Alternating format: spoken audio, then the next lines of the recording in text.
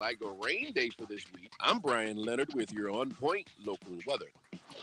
WQXL Columbia, W264DF. Grills, outdoor kitchens, and fireplaces. Spring Sizzle starts with Bart. This is 107 The Point. Don't you forget, pressing the button can also be enjoyable for you. This is Sports Talk with Phil Kornblum, Chris Bergen, and Pat Daniel. Sports Talk is heard across the state on radio affiliates of the Sports Talk Media Network and is streaming live on SportsTalkSC.com, as well as Twitter, Facebook, and YouTube. The South Carolina Education Lottery lucky number to call in is 888-898-2525. That's 888-898-2525. Now, here are Phil, Chris, and Pat with tonight's edition of Sports Talk. All right. Well, you know what? We have got what we were hoping for in the Final Four. Would you agree with that? You've got the USC women in the Final Four for the women, and you've got North Carolina and Duke in the Final Four for the men, not only in the Final Four, but facing each other. And what more could you ask for from that standpoint? I mean, look, we're South Carolinians. We could give a hoot about what happens across the border, right? But I'd have to say, as a sports fan, it's pretty special to have Duke and North Carolina playing for the first time ever in the NCAA tournament against one another. And, of course, the sideshow, it could be Coach K's last game. North Carolina will be trying to keep their biggest rival, their most despised rival, their most hated coach from getting to the championship game and having a chance to win another championship, while also providing their first-year head coach with a chance to win a national championship. Now, I would warn Hubert Davis of one thing. Tubby Smith. Tubby Smith won the national championship at Kentucky his first year. Didn't last much longer after that. So getting to the top in that very first year is great. The problem is that they expect you to do it year after year after year after that. But maybe at North Carolina you can keep it going. But I think it's fantastic that we've got that matchup on the men's side. And of course, you got the South Carolina women moving to the Final Four. The Minneapolis in the women's tournament. The last two spots for that and the Gamecocks opponent will be determined tonight. We got all that to talk about as we welcome you into Sports Talk. Phil Kornblut and Pat Daniel here in Columbia. Both of us kind of fighting head colds, I guess you could say. I think mine's on the downhill side now, but you might hear a hacking cough from time to time, so bear with us. And Chris Bergen will be joining us in a couple of minutes. He's in Mobile, Alabama, where March Madness for the state of South Carolina continues. Coastal Carolina playing South Alabama in the semifinals of that tournament. And he'll be checking in with us in a little bit. And, of course, over the weekend, the topsy-turvy USC baseball team. You know, just when people are trying to bury them, they beat another top 5 team. So the Gamecocks have 12 wins on the season. 4 of them, a third, have come against teams ranked in the top 5, Texas and Vanderbilt. Of course, it all really depends on what you're getting on the mound, the kind of pitching you're getting. And on Thursday night against Vanderbilt, the Gamecocks were handled. But then on Friday and Saturday, they got really good pitching and plenty of good offense and looked very impressive. Evan Stone, the freshman center fielder, and I was there for all 3 games. The play he made on Saturday was incredible. I mean, it was just a fantastic play where he turned his back to home plate, chased down a ball, dove for it on the track, hit his head against the wall as he made the catch and saved the game for the Gamecocks because that turned out to be a sac fly, scoring 1 run. 2 more runs, the bases were loaded. 2 more runs would have scored had he not make that catch, and that would have changed everything in that ball game. So he did a fantastic job. Unfortunately for the Gamecocks, you know, their pitching woes have been a major problem for them this season.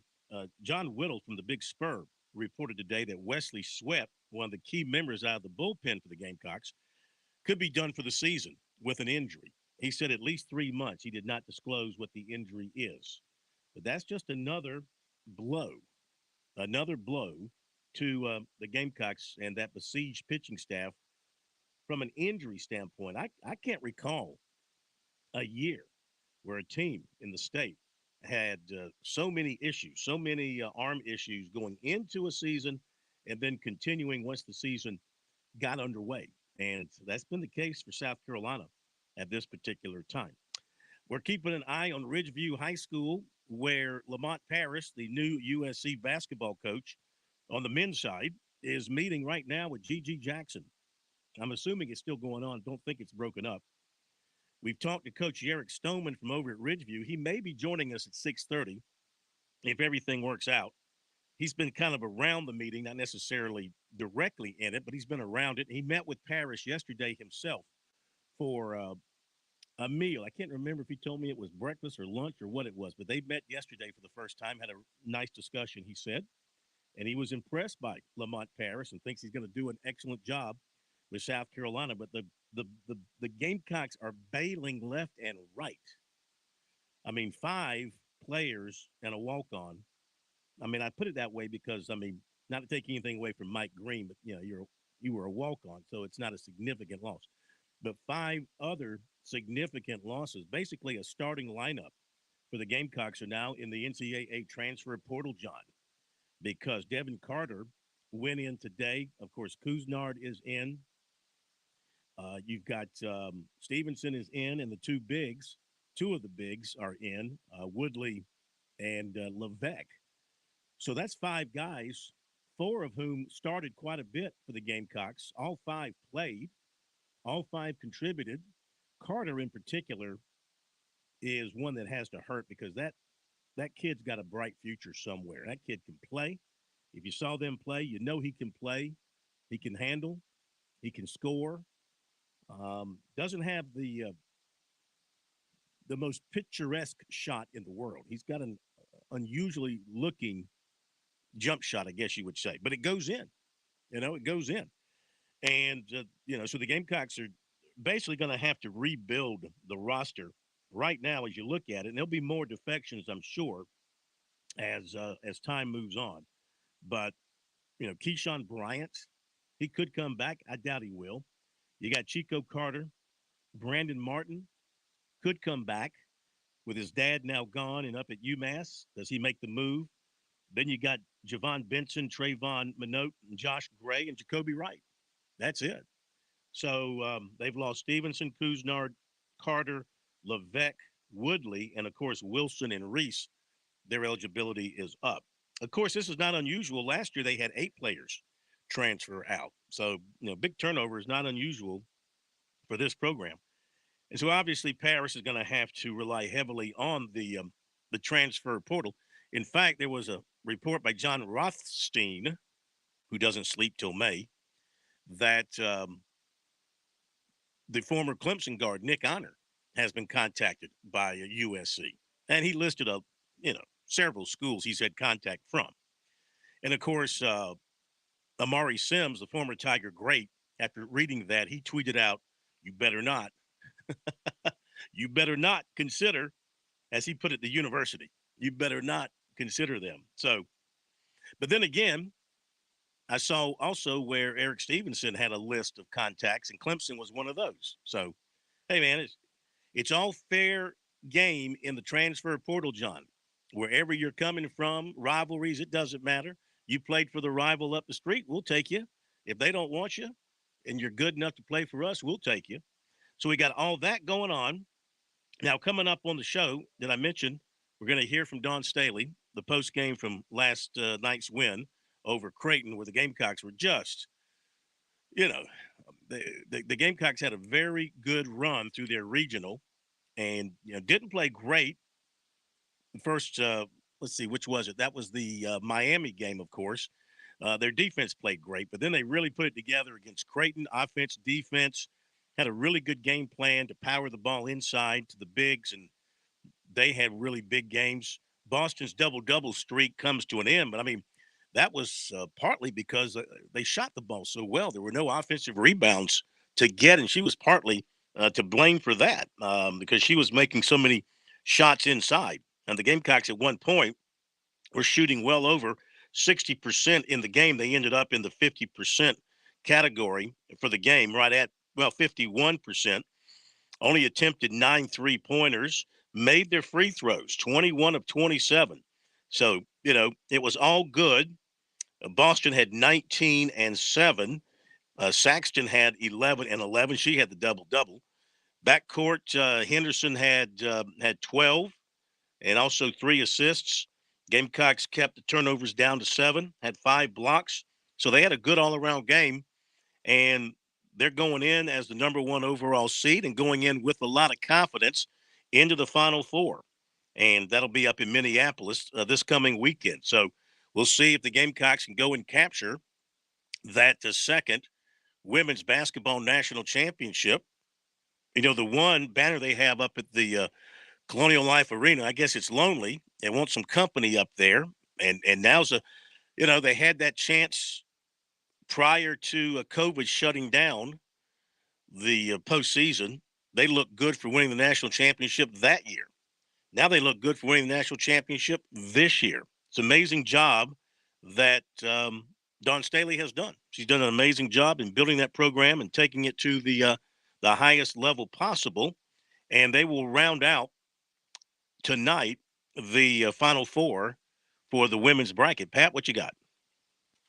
Do you think a small part of Dawn Staley, Aaliyah Boston, and many of the returning players from last year, do you think a small part of them is hoping that they could potentially face off against Stanford in the championship game, get a little bit of payback for last year and the way that went down? Well, they got that in the regular season, didn't they? They already beat them once. They did. But yeah. This is a little different to do it on the I think stage. America wants to see UConn because they were supposed to play in the regular season. They didn't play. Don't you think a USC UConn national championship would be huge? Huge television ratings for women's basketball, huge talking points across the country for women's basketball? Absolutely, and that's a great point. You have to think the message that we would see repeated over and over going into that game would be if this is a passing of the torch moment from Gino Auriemma kind of handing the torch down. Hasn't it already passed? One could argue yes, but at this point, the Gamecocks have one national championship. Obviously, they have had now more than a half of a decade straight of tremendous success on the court, but they do have just the one championship to show for it at this point. I would think if they're able to do it a second time, especially against Gino Auriemma and that UConn team, that may be a real moment. Maybe that's just me. You know what? Brian Burnett, who doesn't miss a thing, we call him BB. He just corrected me in that they've already beaten UConn this year, 73-57. I forgot they played them early in the year in a tournament. The regular season matchup was postponed or canceled. Remember that later in the year they were supposed to play UConn? And that game was supposed to be on ESPN, and it got canceled. You're right. Yeah, shame on us. Back on Monday, November 22nd, they won 73-57 against UConn. You're correct. It was the game here that got canceled. That's right. Yeah. So thank you, Brian, for that. I had forgotten about that. So they've already whipped them once. So maybe America wants to see it again. Can the Gamecocks do it twice to UConn? Are they that much better than UConn? UConn has played some really good basketball since they got their best player back off the injury. And, they would be – who would the emotional edge go to? The team trying to get the revenge for the earlier season loss and the previous loss to South Carolina when they met in the tournament recently? Or would it be the Gamecocks who were just, in their mind, so much better than everybody else that they can just will themselves past people psychologically? And Corn, shame on us even taking it a step further. They have beaten 3 of the 5 remaining teams. So obviously the Gamecocks and Stanford have already reached the Final Four. They've won their Elite 8 matchups. But of the 4 teams playing tonight, NC State versus UConn, Gamecocks have beaten both of them. They have not played either Louisville or Michigan on the other side, which is who they would play the winner of in the national semifinal game. Correct. But on the other side, that's already impressive. They've beaten 3 out of the 5 remaining teams. All right. So looking forward to that. Should be a lot of fun. By the way, our poll question of the week on our website, SportsTalkSC.com. Hopefully you'll get a chance to go in there and vote. So the Gamecocks will face either Louisville or Michigan in the semis, and Stanford, UConn, NC State are the other teams still trying to make it to the finals. So with the field like it that's available to know, how do you rate the Gamecocks' chances of winning it all? 43.5%, 100% can't be stopped. 32.9% at 75% because UConn's playing well. 21, make that 23.5%, say 50% worried about the semis, whoever they face in the semis. So you got some time to vote on that. But Vegas is having none of that. The odds for the championship for the women, South Carolina 10-11. UConn is 5-2. Stanford is 9-2. State is 23-4. Louisville is 19-2, and Michigan is 40-1. And tonight, UConn is favored by 4 over State, and Louisville by 5.5 over Michigan. Okay, so that kind of sets that up for you. We've got the odds for the men's Final Four as well, and it is Duke favored 3-2 odds on Duke. Kansas is 2-1. Villanova, of course, they have the player injured, 22-5. And North Carolina is 19-4. Tar Heels look kind of dangerous to me right now, though. They really, really do. They sure do. Beethoven is tough to stop underneath. Break coming up. Be right back. I'm not like some whoop-de-doo executive chef. You know, I consider myself more of a baker than a chef. I like working with my hands. I like turning regular ingredients into like something spectacular.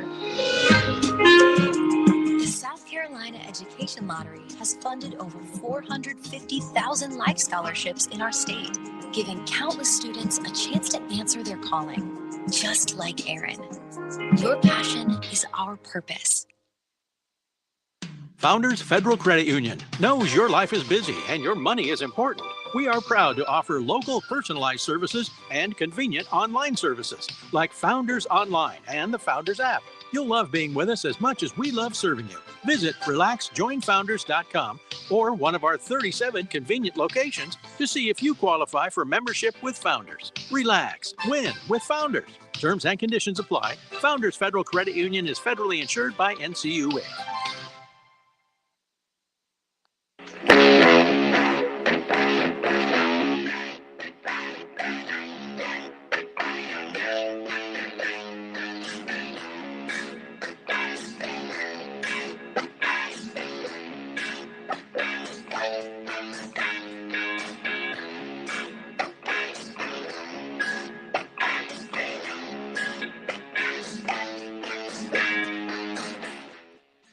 So, taking a look at the Sports Talk Bracket Challenge. As we head down the home stretch here, we appreciate everybody that threw their brackets in. You're going to get some wonderful prizes, first and second place prizes. And Fields won. Whoever that is, you're having a pretty doggone good tournament. Your champion is still in the mix with Kansas. And you are, let's see here, your total is 810, and you're at 99.5%. 99.5%. That's fantastic. Me, I'm at 34.3%. Not so good. 460 points. My champion, Gonzaga, long gone. So Fields 1 is our leader at 99.5%. And then Rip Frank is second at 97.4, 730 points. Next would be Momar Daddy 1 at 96.2. And then in fourth place, we have a tie, Brandon Brown and Justin's bracket at 92.3.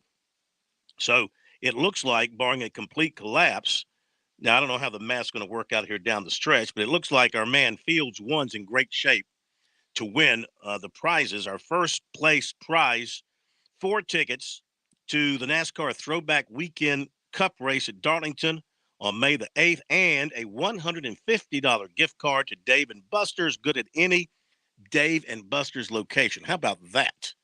Second place ain't bad. That's a $100 gift card to Dave and Buster's. Good at any Dave and Buster's location. And 4 tickets to the Columbia Fireflies home opener. Special thanks to the GM of the Broadway at the Beach, Dave and Buster's location, Steve Carr. Let me tell you, of course, Dave and Buster's, if you've never been, you need to get there. It is a load of fun. It is the end of March, so the month of basketball is coming to an end, but you can still get your crew over to Dave and Buster's to catch the Final Four. Of course, they've showed every single game of the tournament. They'll be all over the Final Four. The game is on. It's an insane number of screens. You won't miss a thing. And that is what we all call a win at Dave and Buster's. And we thank them for playing along with us here on Sports Talk. Now, coming up a little bit after 7 o'clock, Steve Wiseman, who covers the Duke Blue Devils in North Carolina. You've heard him here on the show before. He's going to join us because I thought it'd be interesting to kind of get a feel from his perspective on the zoo that's going to be the state of North Carolina this week. I mean, let's face it, people. This is the equivalent of South Carolina Clemson meeting in the football national championship, okay, because basketball in that state is what it's all about. And we know here, football in our state is what it's all about. And they have got to be going bonkers in the Tar Heel State this week in anticipation of this game between two schools roughly 6 miles apart. It is the greatest rivalry in college basketball. And now you're taking it to the absolute grandest stage, the Final Four. And they've never met with all their different meetings over the years, head-to-head, ACC tournament and regular season. They've never met in the NCAA tournament. They have been together in the Final Four, but they've never met. This is going to be fantastic. And then on top of that, you've got, of course, Coach K's potential last game. You know, there's no love lost. You saw how the Tar Heel fans treated K on his last game in Chapel Hill. I mean, there was no thank you for the memories, Coach. Here's a bouquet of roses. You know, he was booed. He was heckled. He was taunted. Everything Tar Heel fans love to do. And so they would love nothing more than to end his career with a loss. You hit the nail on the head there, Corn. And let's take it a step further. When they had that final matchup at the end of the regular season in Durham, in the post-game handshake line, you had coaches for Duke not wanting to shake hands with Hubert Davis. Supposedly they were upset about UNC not doing anything in the game in Chapel Hill, like most other ACC teams did, like some kind of thank you and goodbye. And now Coach K sits with a 50-47 all-time record, if I have that correct. 50-47 all-time against the Tar Heels. But to your point, they have never faced off the NCAA tournament. There have been many seasons where they've played 3 times, twice in the regular season, once in the ACC tournament. But now to see them in the Final Four, talk about a storybook type ending for Coach K's career. The only thing that would make it better is if Kentucky was waiting on the other side of the bracket. Yeah, but some Peacocks took care of that, didn't they? They sure did. Man, were they fun to watch. Yeah, but you knew they were going to run out of steam. You knew it was coming to an end. I mean, you know, they played great. They played absolute great basketball, but they don't have the talent to go game in, game out. Somehow they managed to beat Kentucky with the talent being so much on Kentucky's side. Kentucky, they must have just walked out there reading their press clippings. North Carolina was not going to fall into that trap. And, you know, first 10 minutes of the ball game, they took them right out of it. They made sure it was not going to be close. They made sure it wasn't going to be any kind of a Cinderella finish at their expense. And they took care of their business. And Hubert Davis, who there were Tar Heel fans already calling for his head back in January when they lost to Wake Forest. Now, remember, they were beaten badly by Kentucky early in the year. Oh, he's over his head. We've made a mistake. Da-da-da-da. Now, you know, they can't shower him with enough praise, you know. But I warn him, be careful, because winning it all that first year, again, Brad Scott won a bowl game at South Carolina in his first year. Shane Beamer won a bowl game at South Carolina in the first year. It remains to be seen what happens there. We saw what happened with Brad Scott after winning the bowl game, thinking, hey, this thing's going to be an easy ride. We're going to take it to the top in a hurry. No, it got away from him. So not saying that's going to be the case, because Hubert Davis will continue to be able to recruit high-profile elite players to come to North Carolina. One of those might be G.G. Jackson. And he's been meeting with Lamont Paris after the break. Yerrick Stoneman, the head coach at Ridgeview, who is heading to Oak Hill Academy at the end of the school year. He's going to join us to kind of fill us in on what's been going on in his meeting with Lamont Paris. That's coming up. On Point Weather is made possible by our friends at Palmetto Citizens Federal Credit Union on 107 The Point.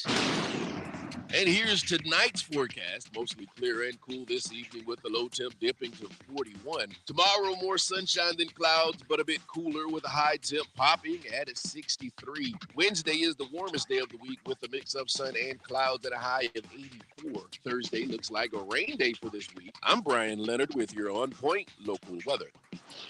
Dave Ramsey here. Do you want your money to work for you rather than you working for your money? Go see my friends at Palmetto Citizens Federal Credit Union. They're not a mega bank and have been serving the Midlands since 1936, offering good old-fashioned customer service and free services. They'll look out for your financial well-being. With 14 locations, check them out today at palmettocitizens.org.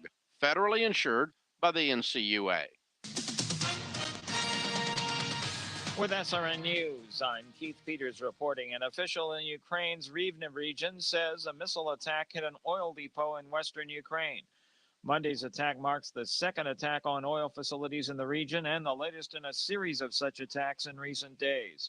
Western Ukraine has not seen ground combat, but missiles have struck oil depots and a military plant in Lviv, a major city close to Poland, where hundreds of thousands of Ukrainians have gone to escape fighting. Ukrainian President Volodymyr Zelensky has suggested that the attacks on oil depots are intended to disrupt Ukraine's planting season. On Wall Street, the Dow by 94 points, the Nasdaq rose 185, the S&P 500 advanced 32, oil down $7.95 to close at $105.96 a barrel on the New York Mercantile Exchange. This is SRN News.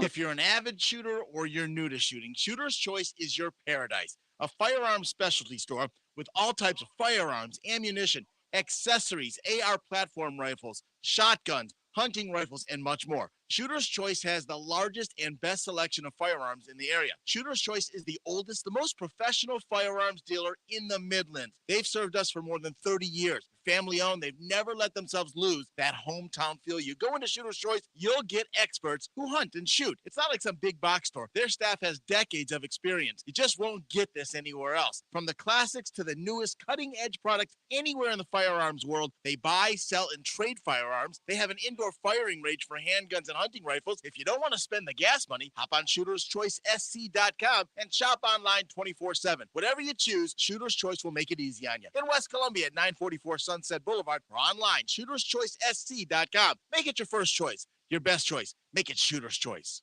Balance of Nature's fruits and vegetables in a capsule, changing the world one life at a time. I'm a retired firefighter, and I have been retired for about 6 years. I had a lot of damage done to my body over the course of my employment, and I'm coming up on my first year anniversary of taking Balance of Nature. And I'm agile and energetic, and the doctors and the physical therapists are amazed. They're like, you don't even need us. I don't think I would be doing half as well as I'm doing if I hadn't had extra nutrition from Balance of Nature to help my body heal itself. Start your journey to better health with Balance of Nature right now. Call 1-800-246-8751 or go to balanceofnature.com for more information or to place your order. Shipping is always free. And don't forget to get 35% off your first order as a preferred customer by using discount code BALANCE. You know what? I get asked every now and then, Kev, when you say my guy, do you really have a my guy at Palmetto Exterminators? Well, I really do. Ron Byers is my guy. Do you realize I've been a customer of Palmetto Exterminators for 20 years this summer? That's over the course of 3 homes, longer than my kids have been around. I'm loyal to Palmetto Exterminators for several reasons. First, they do a phenomenal job with pest control for a very fair price. It's just not a concern around my home. They take care of everything from regular visits to termite inspection, mosquito care. This is a company that's been around for more than 60 years serving the Midlands. When they come around, they're clean, they're courteous, and they're on time. Look, it's not just me. When it comes to things like those pesky mosquitoes, Palmetto Exterminators voted best of Columbia in Columbia Metropolitan for their mosquito control. I could have told you that before anyone even voted. What else can you possibly need from your pest control company? If you're looking for someone to help you, look no further than my guy, Ron Byers, Palmetto Exterminators. Online, it's palmettoexterminators.net, or call them 254-5833, 254-5833.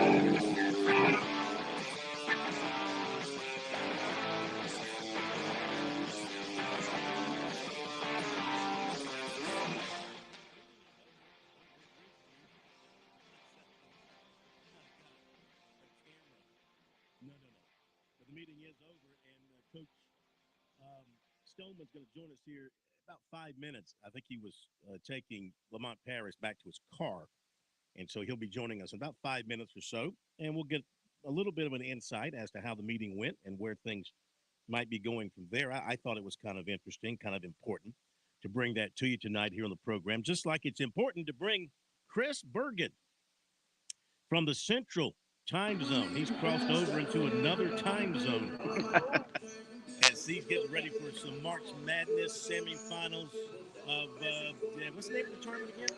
The Basketball Classic. And it's down to 4 now. It just hasn't stuck with me. I understand. Coastal Carolina, and we finally get to play that game that was canceled back in January against South Alabama. You may remember we got stuck on this trip, came down after the contest against Troy, originally scheduled to play South Alabama that Saturday. Friday morning, they let us know they were in COVID protocol. So we hopped on the bus around lunchtime, drove all the way back to Conway. So here's the return trip. And actually, it looks like Coastal should be the favored team here tonight because South Alabama, a wounded bunch. They're actually going to be missing, Phil, about 30 points per game in their lineup. Their top 2 scorers out with injuries. So I don't know how much fight the Jaguars will have, even though they're playing here at home tonight in the semifinals. And should Coastal win tonight, they play the championship game against either Southern Utah or Fresno State. And that would take place in Conway on Thursday. Now, is there any video, any television of this thing? Any streaming or anything? Yes, it's on ESPN Plus. No. So if you're familiar with ESPN Plus, where a lot of the schools, especially the smaller schools, are going to be able to put their videos up through football season, basketball, baseball. That's where you can watch the game tonight. Tips off at 7 o'clock here, 8 o'clock back home in South Carolina. Very good, very good. And of course, this is a coming home for Cliff Ellis because he began his major college coaching career right there at South Alabama. He parlayed a good career there into the Clemson job. He loves to talk about South Alabama and the impact he feels he had on this school, and kind of hard to argue because not only was he the head men's basketball coach when he was here, Phil, he was also the AD at South Alabama at that time in the building in which they play basketball now, the Mitchell Center, which is one of my favorite facilities that we visit in the Sun Belt. Seats, gosh, almost 10,000. Now they'll not have anywhere close to that. They don't normally get close to filling that. They built it for concerts as well. And then the occasional time when, say, an Auburn or an Alabama would come down here to play them. But nonetheless, the framework was laid down during the tenure of Cliff Ellis here. And you're right. He did a tremendous job here at South Alabama, parlayed that into the Clemson job, ultimately parlayed that into the Auburn job, and now at Coastal Carolina, and he's closing in on his 900th career victory. He's only 6 shy going into tonight's contest. So, Chris, speaking of parlay, I'm going to piggyback off that a bit. You're telling me that the Jaguars are without 2 of their leading scorers, and I'm seeing the over-under here at 138.5. You're saying maybe for those out there interested in gambling, that might be worth a second look? Pat, there's some inside information for you, and I'll throw a little bit more at you. Even if those 2 players were available, both Mitchell and Chandler, their top 2 scorers, you're talking about the 2 best field goal percentage defenses in the Sun Belt. As a matter of fact, scoring-wise, they rank in the top 50. Both of these do in the country, obviously not just in the conference. So the over-under, I would certainly play the under here tonight because these are two teams that would much rather play on the defensive end of the floor than on the offensive end of the floor. All right, let me give you a few other notes from around these parts and other areas that we find very interesting. Our Sports Talk notebook here as we go over some of the news notes of the day, and it's brought to you by Founders Federal, where you can still get a mortgage note at a very good rate. As you know, mortgage rates are going up all across the country, but you can still get a very good mortgage note from Founders Federal. Just hit them up at one of their offices across the state of South Carolina. So some of the other major notes of the day that have caught our attention today. There's a new athletics director in Spartanburg District 6, and it is announced today by Dorman. Of course, Flynn Harrell is retiring after many, many years there as the athletics director. And I have to find the coach's name here. It's Coach Storr, but I'm looking for the complete name here. All I've got is the tweet that they're excited about their future with Coach Storr. Any idea, Chris, on the first name? I'll have to look further. Let's move on to something else while I look this up. Darlington and Cookout have announced a multi-year extension on the entitlement for the famed Southern 500. Cookout will continue as the official quick service restaurant of Darlington Raceway. So that is certainly good news. Furman has added a transfer quarterback, and we'll have Coach Clay Hendricks with us at 7:30. This is the young man from Presbyterian who created a lot of attention with all the yards he threw for, Tyler Huff. No, Phil. That was not Tyler Huff. Ren Heffley was the quarterback at PC that had all the yards, interceptions, and touchdown passes. Oh. Huff was his backup at PC. Okay, thank you for that. Huff Yes, is sir. a graduate from Presbyterian, and he'll be joining the Furman program this summer. He saw action in 22 games, made 12 starts. He did pass for 2,560 yards and 21 touchdowns. He's out of Orange Park, Florida, but he's not the one that was making all those big numbers. Correct. Heffley was the one who had the 10 touchdown passes in the first game of the year for PC. Okay. He was a transfer, remember, from Michigan. Right. That came to PC. Yeah, that was him. And I think he's transferred out of the program as well, if I'm not mistaken. Okay. And it's John Storr, if I'm saying the last name right. John Storr, the new Dorman athletic director. I wanted to make sure the information I had only had the last name. The first name is John, Jon, Storr. Or maybe it's pronounced Stair, Stoehr. Whatever the case may be, welcome to Dorman as the AD. All right. We'll get back to that in a little bit. Happy to welcome with us here on Sports Talk the outgoing basketball coach at Ridgeview High School. I guess he's got to leave all those state championship trophies behind. He can't take them with him to Oak Hill, but they got plenty of trophies of their own. Coach Eric Stoneman joining us here live on Sports Talk. Coach, how are you? Doing well, sir. Hope y'all are doing well. We are. Thank you so much. First of all, congratulations on your championship this year, and then you're going back home to Oak Hill Academy once you finish up some other things. I know it's an exciting time for you.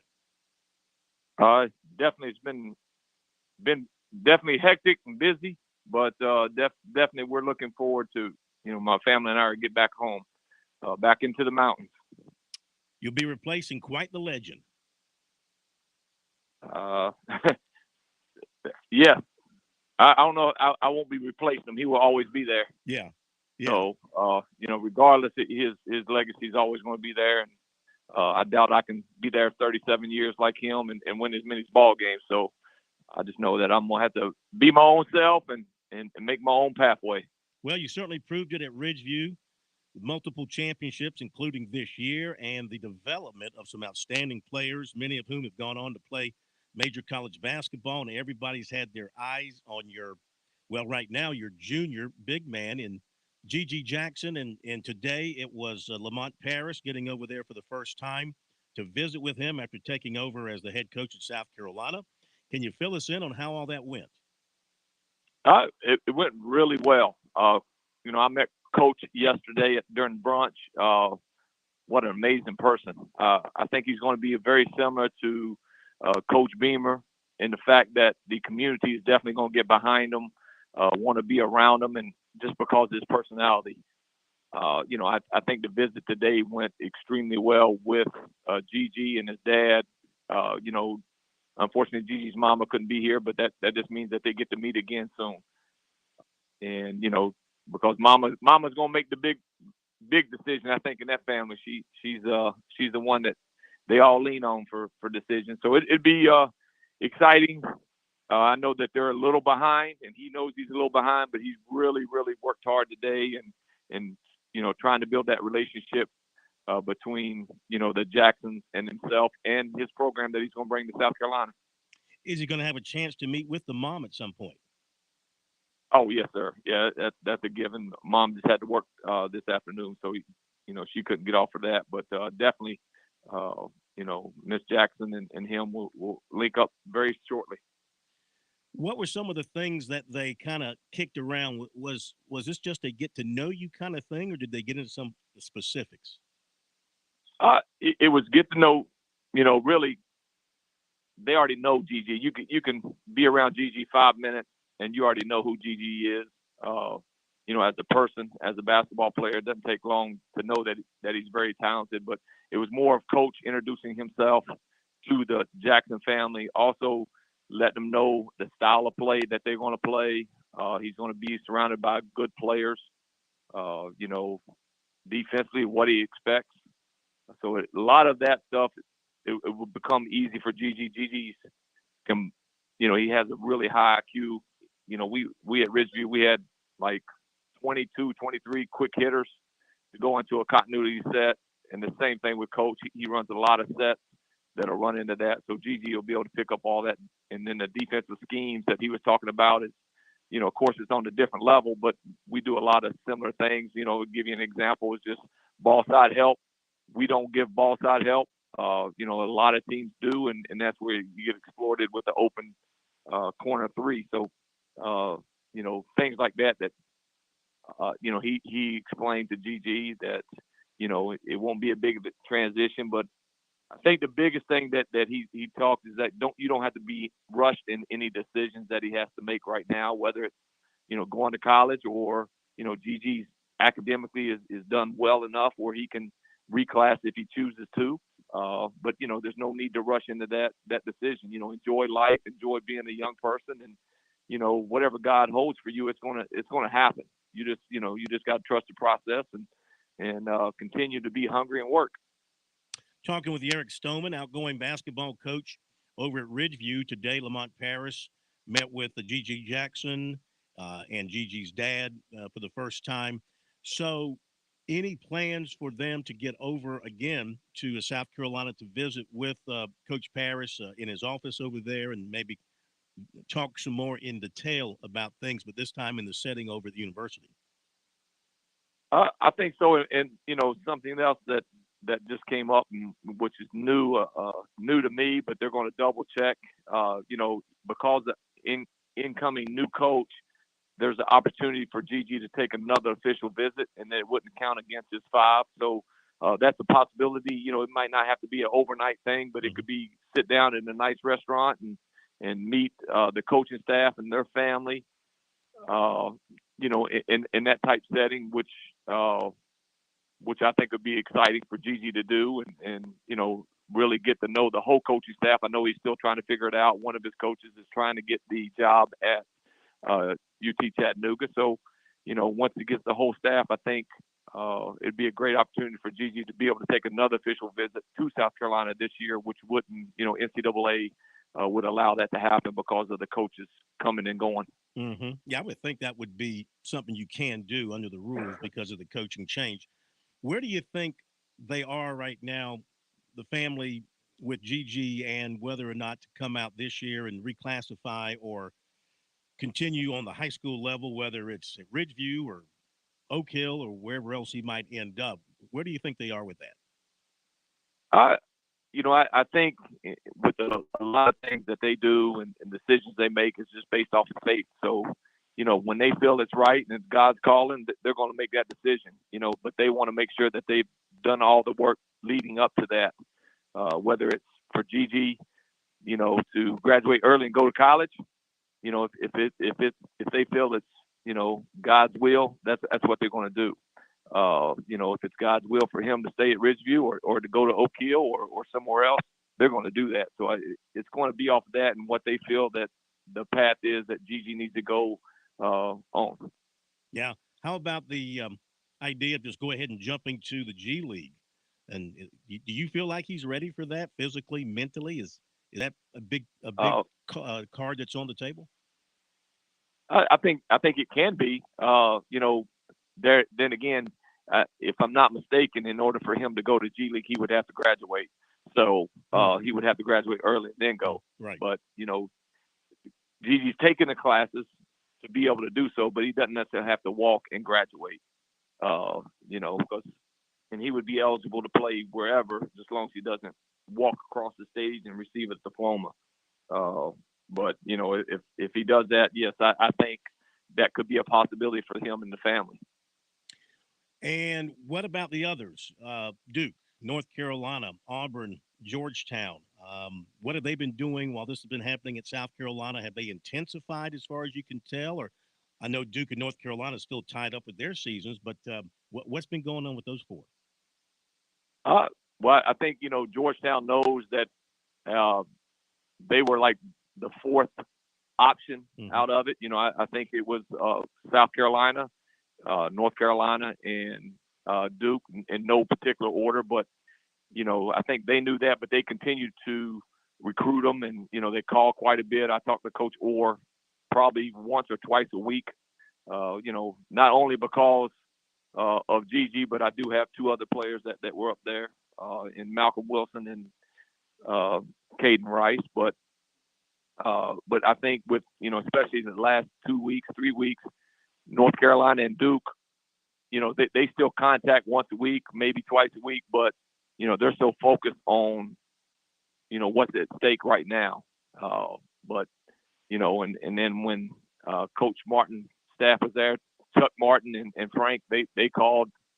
It seemed like every day they'd call either family or me. So, they were definitely recruiting them hard. And I think Coach Parrish is going to do the same thing.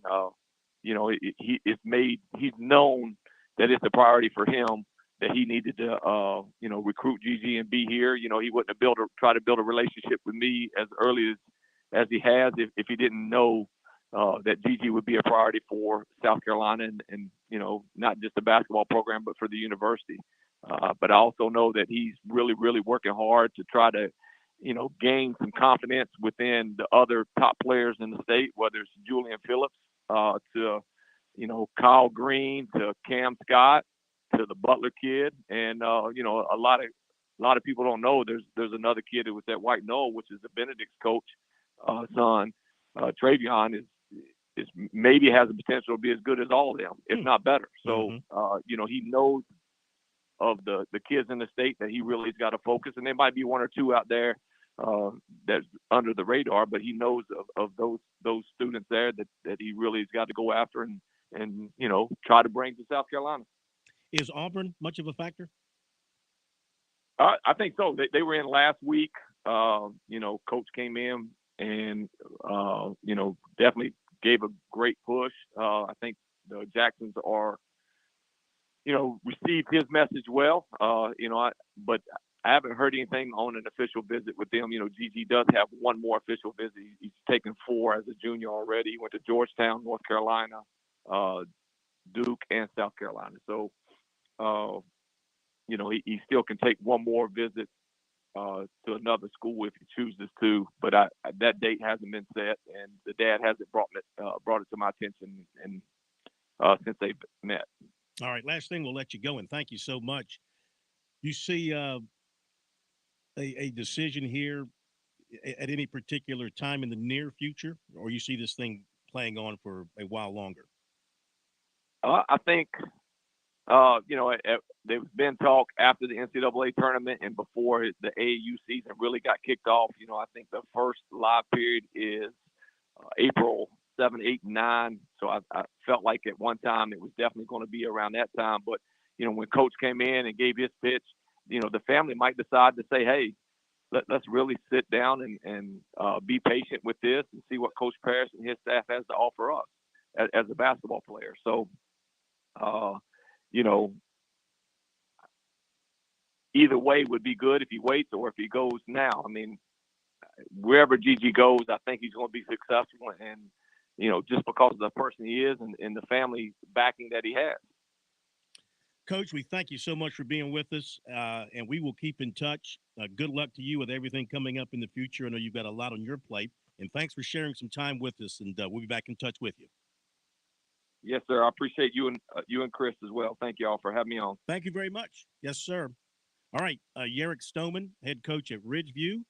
We appreciate him sharing what went on today with the visit between Lamont Parrish and the Jackson family. No, wrong family. This is going to be interesting to watch here over the next little while as we see if Parrish can actually make the Gamecock into major players here like they were with Frank Martin. Got to hit a quick break. We'll be right back.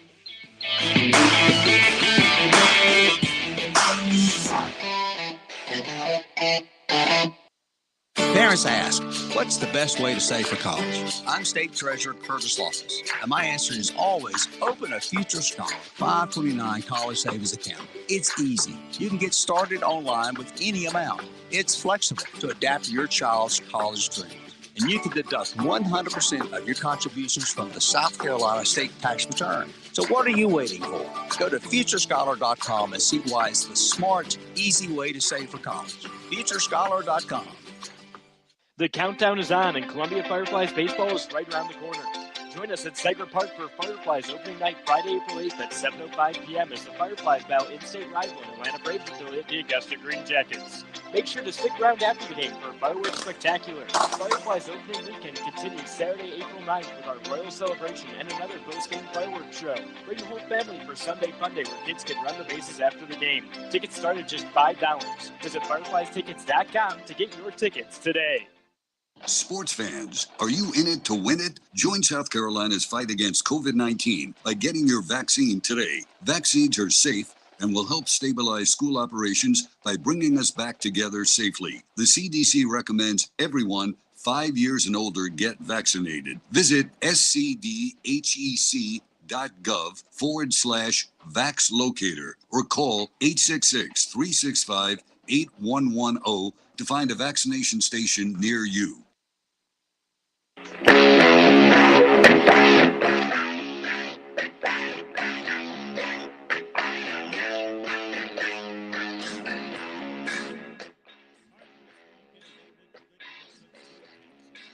understand Ridgeview is in such good shape. I'd play for that guy in a heartbeat.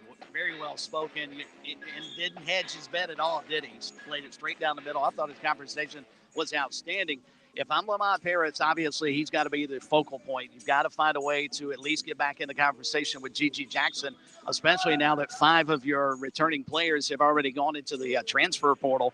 I'd be curious, though, what the pitch was from Lamont Parrish, because I'm sure the Jackson family has seen what is going on at South Carolina. Had to expect some defections, obviously, but I think even as many as they've gotten, I wondered what his pitch would have been. Hey, Gigi, we're going to surround you with X, Y, and Z. What are you telling him with regards to returnees and how you're going to recruit around him moving forward? Yeah, that's tough, especially when a North Carolina and a Duke can step right in and say, you want to play with maybe 2 or 3 of your McDonald's. Well, he's not a McDonald's All-American. I keep forgetting he's 23, but he's an underclassman All-American. But then again, I'm not sure Duke and North Carolina, and I should have asked. Well, I know Duke doesn't want him until 23. And maybe North Carolina's in the same boat because of the recruiting they've done for 22. He might not have that option if he wants to come out now. Well, South Carolina might be that best option unless Duke or North Carolina make room for him. Well, and especially Phil, and I was somewhat surprised. I wasn't as surprised that Wildens Levesque is transferring out, and I'm pretty sure he's going to end up, if he has not already announced, he's going to UMass. That makes perfect sense. It's sort of his home base, and Frank Martin recruited him heavily. I was surprised that Taquan Woodley and also Devin Carter announced that they were transferring out before having a full chance to kind of feel what the new regime is going to do. And those two losses, to me, are the biggest of the bunch because they're your young players, guys you could start to build around. If you got to have someone like a Gigi Jackson, I think those two losses, as much as the other ones, are the biggest ones to me. Yeah, I think you're exactly right. Those two young guys had some talent. Agreed. Room for growth. You have a great call, and we will talk to you soon. All right, guys. Appreciate it. Thank you, Chris. Good luck to the soccer players tonight down there in Mobile, and we'll be back. Steve Wiseman coming up next here on Sports Talk.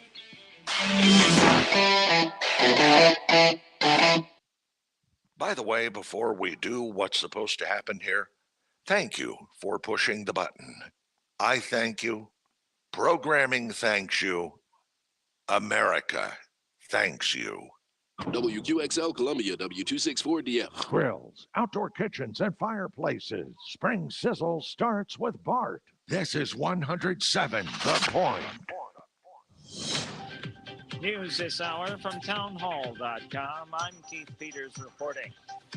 President Biden does not regret saying that Russia's Vladimir Putin cannot remain in power. White House correspondent Greg Clugston reports. Peppered with questions about his ad-libbed comment in Poland over the weekend, the president said he meant what he said. I'm not walking anything back.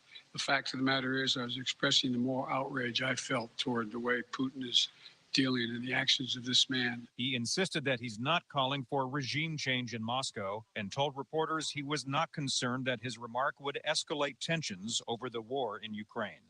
Greg Clugston, Washington. Florida Governor Ron DeSantis signed a bill that prohibits what he calls indoctrination of children from kindergarten through third grade in sexual orientation and gender identity. We hear more from correspondent Ed Donahue reporting. Teachers in Florida are forbidden from instruction on sexual orientation and gender identity in kindergarten through third grade. I don't care what corporate media outlets say. I don't care what Hollywood says. I don't care what big corporations say. Here I stand. I'm not backing down. DeSantis and Republicans have repeatedly said the bill is reasonable and parents, not teachers, should handle subjects of sexual orientation and gender identity with their kids. We will make sure that parents can send their kids to school to get an education, not an indoctrination. President Biden called the Florida bill hateful. Critics say it is so vaguely worded, speech at schools could be muzzled. I'm Ed Donahue. On Wall Street, the Dow up by 94 points to 34,955. The Nasdaq rose 185. The S&P 500 advanced 32. Oil down 7.95 to 105.96 a barrel. More on these stories at townhall.com. My brother-in-law died suddenly, and now my sister and her kids have to sell their home. That's why I told my husband we could not put off getting life insurance any longer. An agent offered us a 10-year, $500,000 policy for nearly $50 a month. Then we called SelectQuote. SelectQuote found us identical coverage for only $19 a month, a savings of $369 a year. Whether you need a $500,000 policy or a $5 million policy, SelectQuote could save you more than 50% on term life insurance. For your free quote, call SelectQuote at 1-800-940-6161. That's 1-800-940-6161. Or go to SelectQuote.com. That's 1-800-940-6161. SelectQuote. We shop, you save. Full details on example policies at SelectQuote.com/commercials. The FDA is skeptical of benefits from an experimental ALS or Lou Gehrig's disease drug. The FDA review comes ahead of a meeting this week for outside experts to vote on the drug for ALS. The medication has been the focal point of a lobbying campaign by patients, their families, and lawmakers. FDA reviewers have said that the single study from Amylyx Pharmaceuticals was, quote, not persuasive due to missing data, errors in enrolling patients, and other problems. They also said that regulators were not convinced by data that the company said showed the drug helped patients live 6 months longer. I'm Shelley Adler. Germany's energy industry recorded about 25% more electricity generated from renewable sources in the first 3 months of the year compared with the same period last year, thanks to unusually windy and sunny weather. News and analysis at townhall.com. I'm Keith Peters reporting. On Point Weather is made possible by our friends at Palmetto Citizens Federal Credit Union on 107 The Point. And here's tonight's forecast. Mostly clear and cool this evening with the low temp dipping to 41. Tomorrow, more sunshine than clouds, but a bit cooler with a high temp popping at 63. Wednesday is the warmest day of the week with a mix of sun and clouds at a high of 84. Thursday looks like a rain day for this week. I'm Brian Leonard with your On Point local weather. WQXL Columbia, W264DF. Grills, outdoor kitchens, and fireplaces. Spring Sizzle starts with Bart. This is 107 The Point. Come on, hit it. Do it. You know you want to.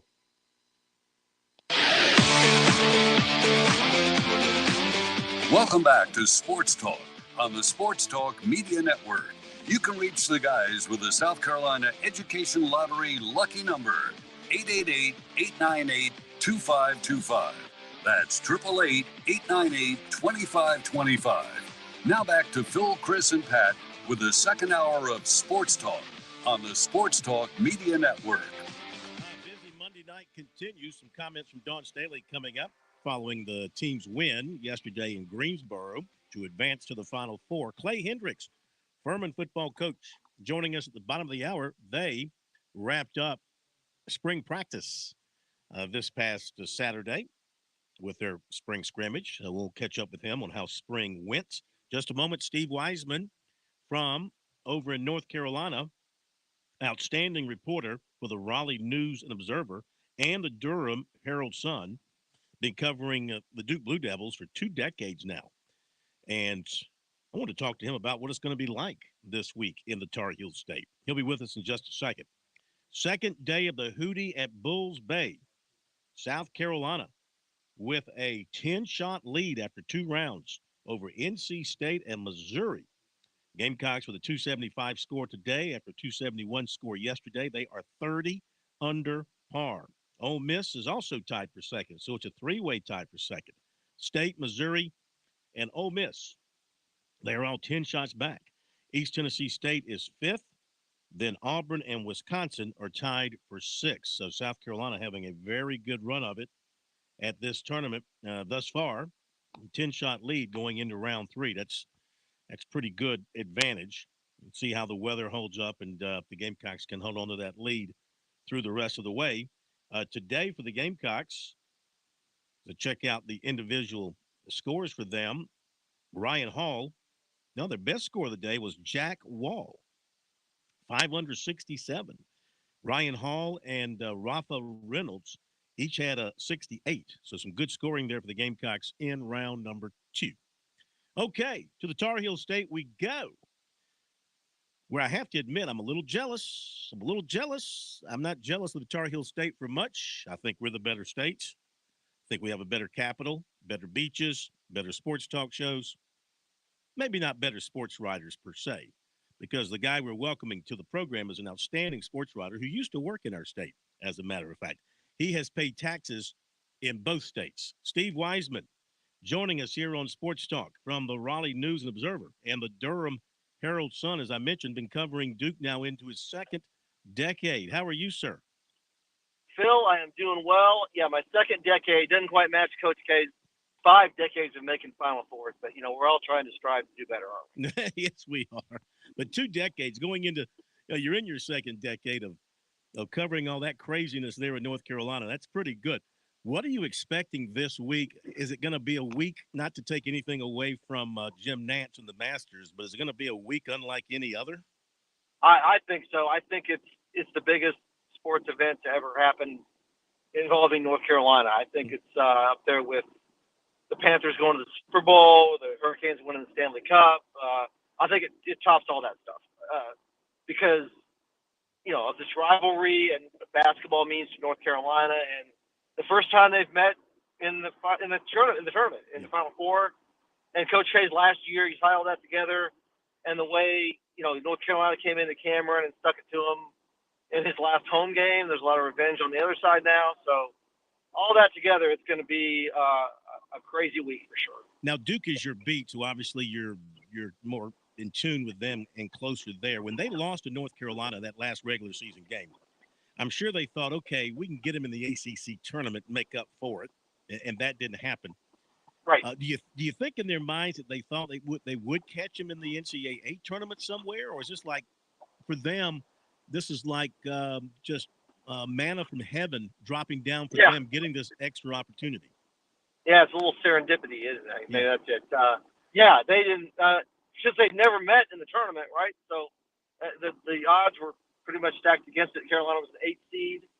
I mean, they did match up in the bracket if they got to this point, but number one, Duke had never gone to the Final Four by coming through the West. So that's a new thing Coach K did this year. He'd been 0-5 in the tournament in the Pacific time zone before winning 2 games out in San Francisco. And then Carolina as an 8 seed, the odds of getting to the Final Four are usually pretty low there. So, no, once that ACC championship game matchup didn't work out when Carolina lost to Virginia Tech in the semifinals, I think we thought, okay, they're done with each other. We can move on and finish out as it happens. But, yeah, this is a great thing for both programs to have them come together and play this game. There's probably some dread among some in the fan bases because they're like, this is like the ultimate, Yeah. But, This is the ultimate heartbreak. I mean, I know how much each side pains when they lose the regular season game or when they meet in the ACC, but if they were to meet maybe in the first or second round of the tournament, that's something else. But meeting in the Final Four, of course, the only thing bigger would be to meet in the championship game. And how about this from a Duke standpoint? I mean, we all know that Duke has great history in the Northeast, Madison Square Garden or over there in Jersey and winning a lot of games up there. North Carolina, if I'm not mistaken, right? Haven't they won like 2 of their championships in New Orleans? Yes, 82, Dean Smith's first one with the famous Michael Jordan shot to beat Georgetown. Mm-hmm. And then in 93, Dean Smith's last championship was the time of the Chris Webber timeout game. So both of those happened in the Superdome. This is Duke's first time playing in the Superdome in the tournament. So they got something new. Here it is at the end of his career, and Coach K's finding new things to accomplish. Isn't that amazing? It's been incredible to watch. What about the way this Duke team is playing at this point? I mean, they looked really, really good the other day. I think Mark Williams and his play of late has been a big bonus for them. Roach has been great in the tournament. What do you think about their play overall? Yeah, they have reached a level that they hadn't played at really all year. I know they played really well early when they beat Kentucky and Gonzaga in November, but they hadn't been through enough then to really know, how much higher they could be as a team. I think you have to go through some tough times, some losses that you didn't want. The Carolina game out is the one that sticks out the most, but losing the ACC championship to Virginia Tech by double digits wasn't a fun experience for them. But before this tournament, they really had to work hard to reach their ceiling, and their ceiling is high. I mean, they're as talented as anybody in the country, but they just had to work so hard to get there. And I didn't think they had it in them maybe to get there on a consistent basis. And they have proven me and most people wrong by doing that, not only against Michigan State up in Greenville, but then going out to Chase Center in San Francisco and doing it at Texas Tech and Arkansas back-to-back. Visiting with Steve Wiseman, covering the Duke Blue Devils. So how much on edge are Duke fans? On the one hand, any game could be Coach K's last. On the other hand, you're trying to win a national championship now. You can taste it again. Then the storybook ending would be incredible to have it go out that way. But I was talking the other night on the show about how few, when you think about the greatest coaches, I mean the absolute cream of the crop coaches of all time, how many of them have had the luxury of winning a championship in their last game? I could think of Red Auerbach, and I could think of John Wooden. I'm thinking about all sports. How many have had that chance? And he's got that rare opportunity to really go out on top. It's right there, and I think, if you take the playing Carolina thing out of it, I think there'd be a lot of relief. Like, just getting those Final Fours last year would be special enough, right? So if they lost, had they lost last weekend in Greenville, I think it would have been really hard. And then even this week in San Francisco would have been hard, but not as hard as that. So once you get to the Final Four, then it's like, hey, they really accomplished a lot. They won the ACC regular season. They got the Final Four. That's a lot for us last year. But if they lose to Carolina, that's like the worst thing that's ever happened to Duke, losing to them in the Final Four. And then on top of Carolina winning that game in Canberra 2 weeks ago, Duke's going to have to win multiple championships in a row just to even come close to making up to that. So it's a really tough deal for them. And but that's the way it is. So you got to beat them if you're going to win it. So here we are. I mean, are you saying that like if they lose to North Carolina in this setting, it would be like the complete off the cliff end of the world for Duke fans? I think so. Yeah. I mean, it's I just know the way, and down Carolina and Clemson, right? Intense that is 24/7, right?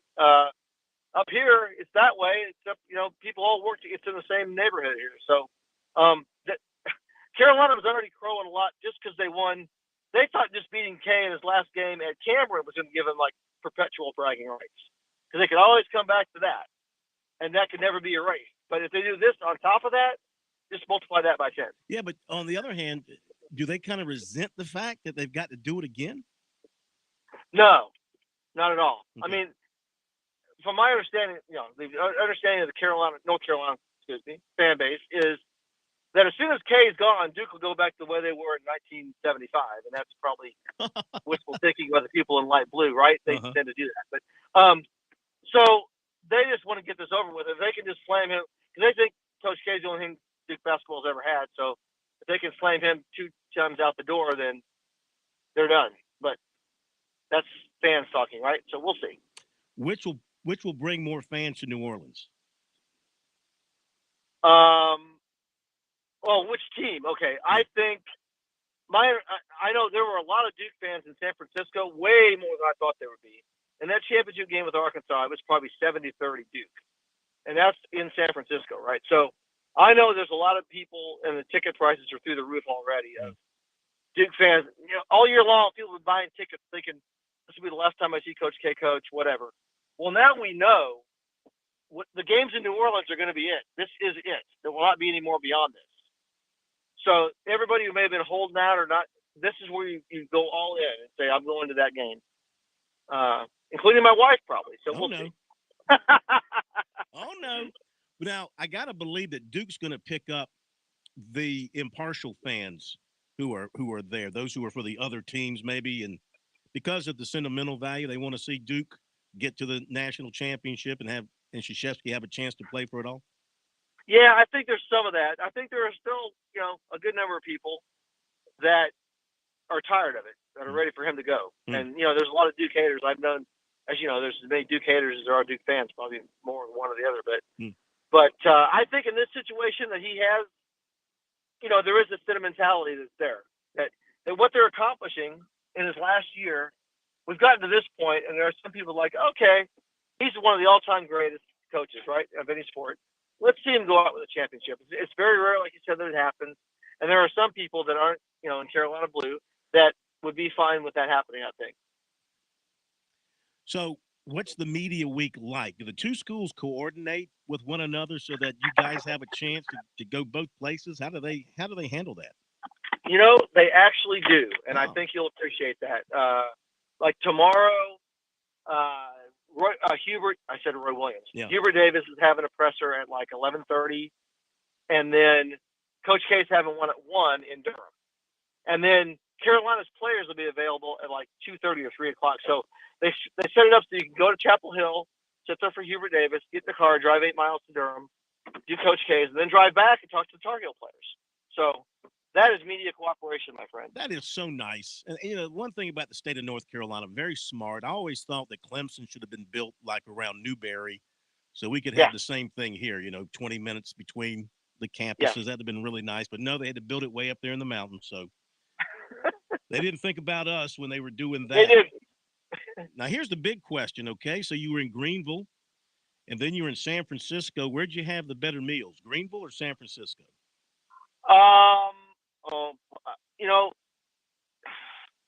I had 2 great meals in Greenville. I did. 2 great meals. And I only had 1 in San Francisco, so there you go.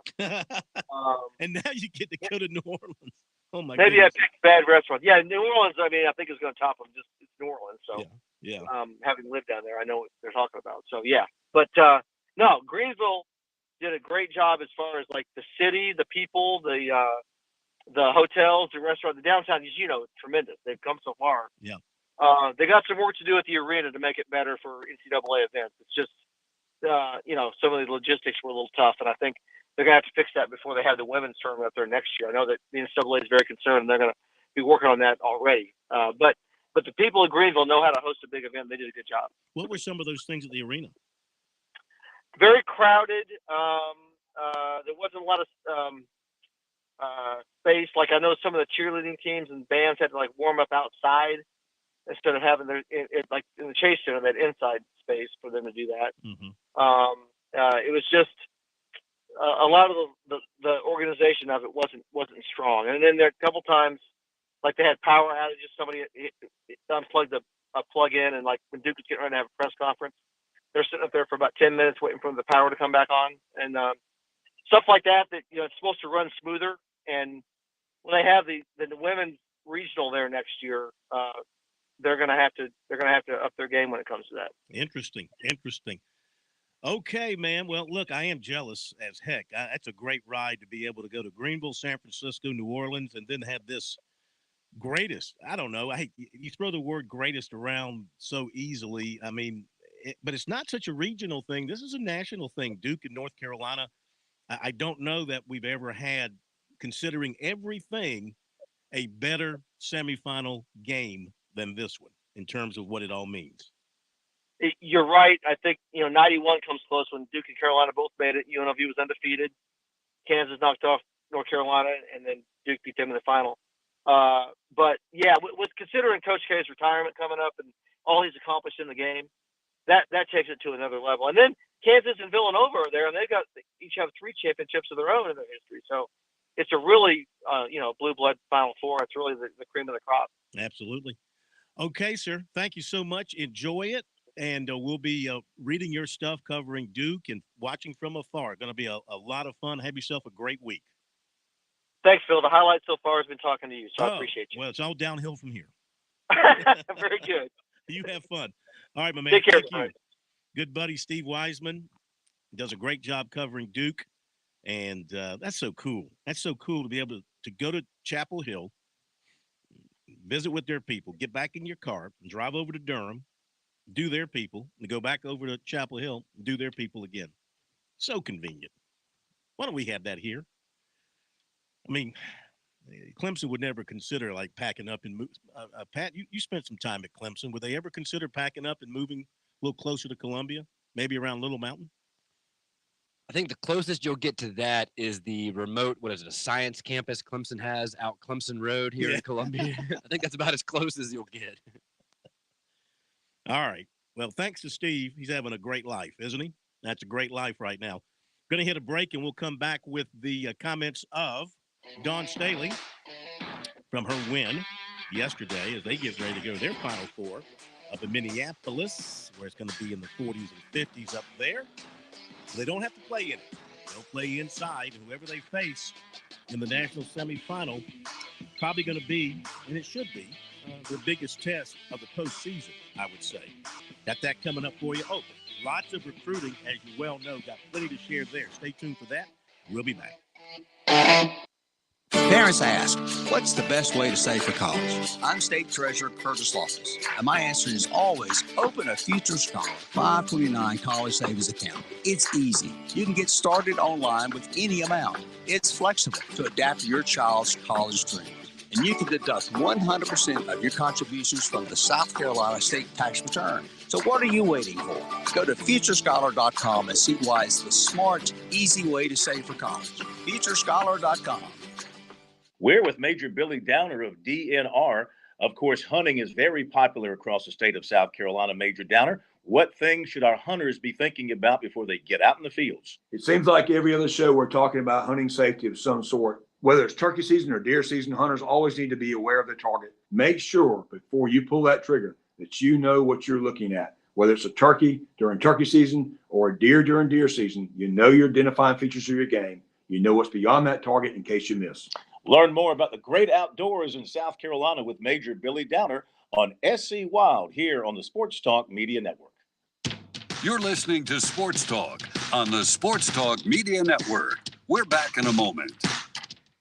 Life, it has its ups and downs. Sometimes it's little things like hitting every red light or dropping your cell phone. Maybe it's the bills, rent, or pressure at work. But when it comes to the South Carolina Education Lottery, you should never feel like playing will solve everything. The lottery is a game. It's played for fun. So set a dollar amount. Expect not to win and make sure responsibilities, family, friends, and work come first. Visit playresponsiblysc.com.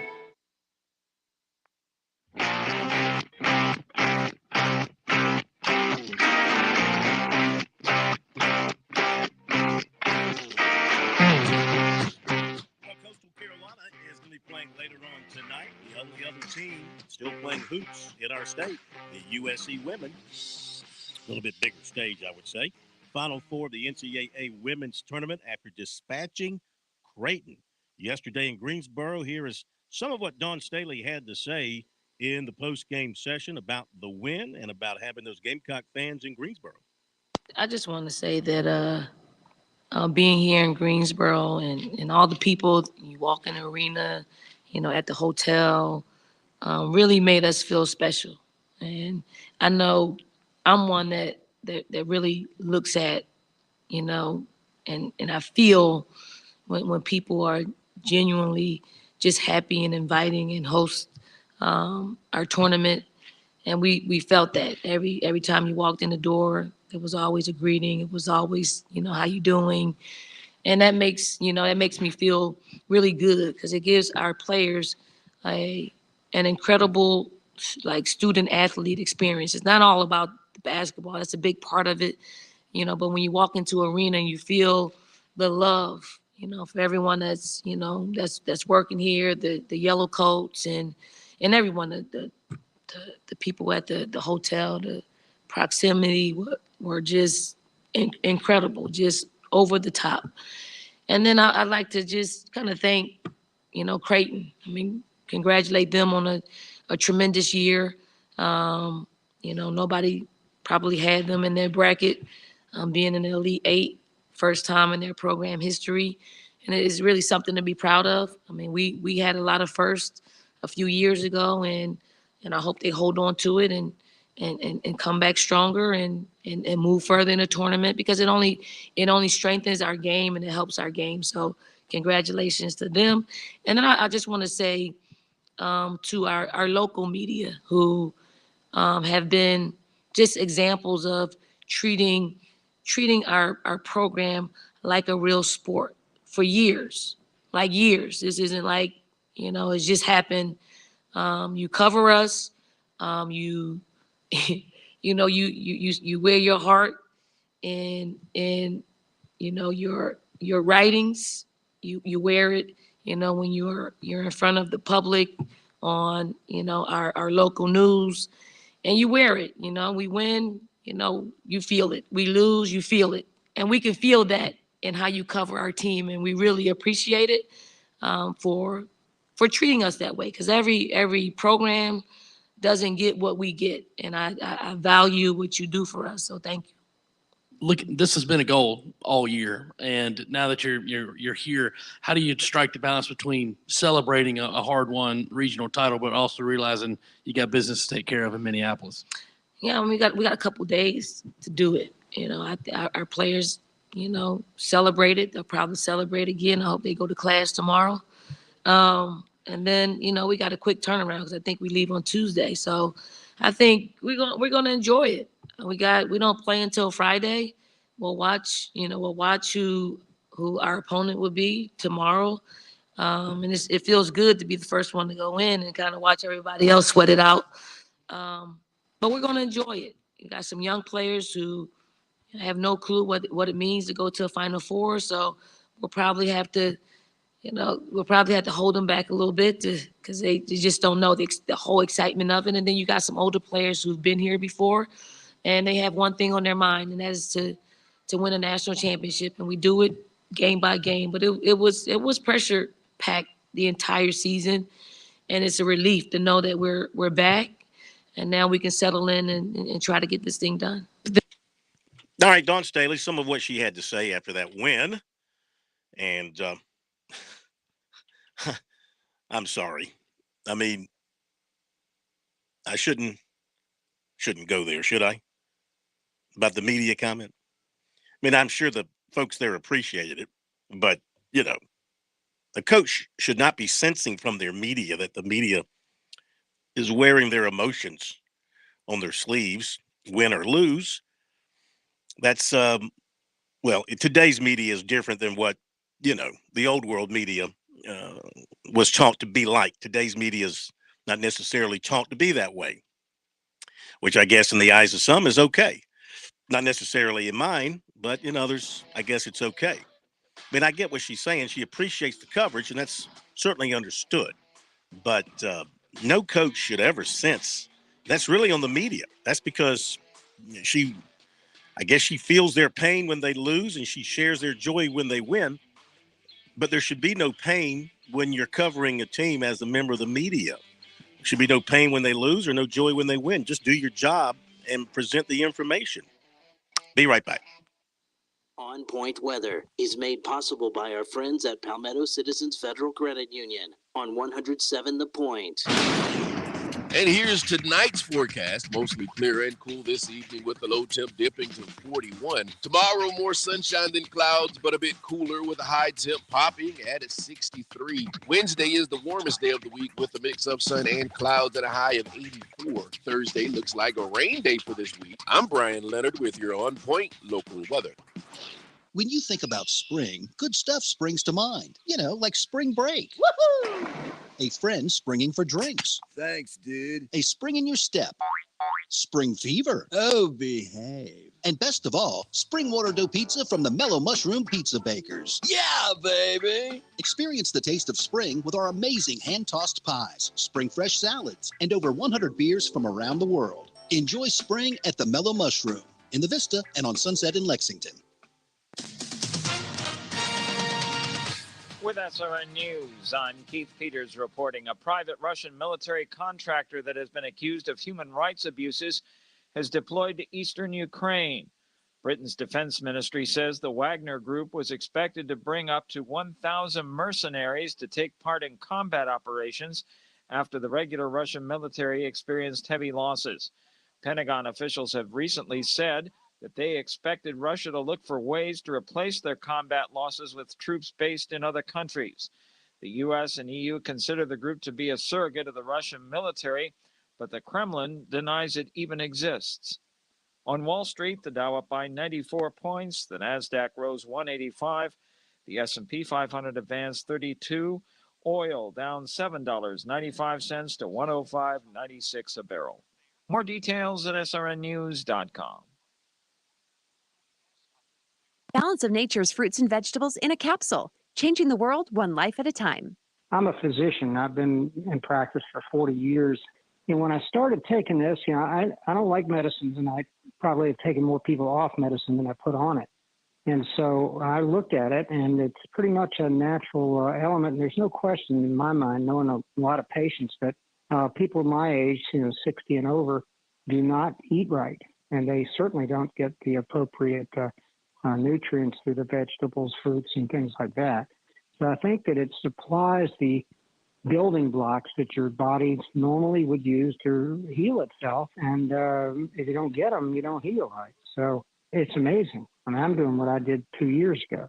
Start your journey to better health. Call 1-800-246-8751 or go to balanceofnature.com to get free shipping. And don't forget to get 35% off your first preferred order by using discount code BALANCE. If you're like me, you're sick and tired of seeing these old TV stars, game show hosts, these athletes telling you how to save money on your Medicare and on your health insurance. These national toll-free numbers are overwhelming us. It's not that people don't need the service. They need good local customer service, not big box toll-free numbers. See, I work directly with Tim Hanberry right here at Medicare Blueprint in the Midlands. When it comes to my family, I want the best family plan. I'm not even on Medicare, but my mom is. So here's what I do want. Someone local to serve as my advisor on the plans and choices that I have, and someone to help mom with her Medicare. I want someone to help me pick the right plan, save me as much money as possible by knowing all the rules of the game. Medicare Blueprint starts the process with you. They will see it through. They answer all your questions. They call you back. It's the same folks helping you start to finish. Tim and his team are independent. They fight for you, not the insurance company. Online, it's MedicareBlueprint.com or call them 708-7398. Everyone knows that here at The Point, we are all about supporting local businesses. We are all about local, local, local. You cannot get more local than my friend Greg McCoy and his business, Simplified Mortgage Solutions. Fran Halloran here. If you're buying a home or you're looking to refinance your current home, you owe it to yourself to call Greg. He is the real deal. You can expect Greg to treat you like you are his only client. You can expect Greg to scour the market to find you the best rate available. You can expect Greg to charge you a fair price for his work and his service. Why would you deal with some national company headquartered in who knows where when you can do business with Greg? Need further persuasion? Okay. I didn't even mention the good Greg does in our community by supporting local charities like Blue Star Mothers and Camp Chemo. Come on. You need to call Greg. Online at simplifiedmortgagesc.com, or you can call Greg at 803-722-6044. That's 722-6044.